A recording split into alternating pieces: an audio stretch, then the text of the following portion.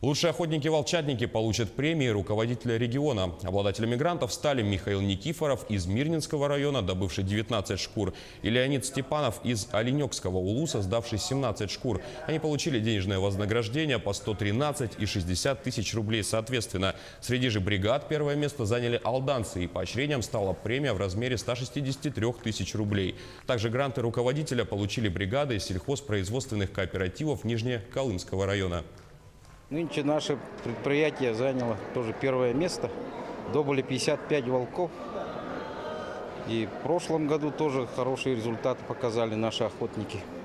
В основном мы охотимся, сейчас в последнее время загонная охота, то есть буранами там загоняем. Это премия, поддержка, конечно, для наших охотников, оленеводов, потому что в последнее время очень сильный урон уносит нашему предприятию волки.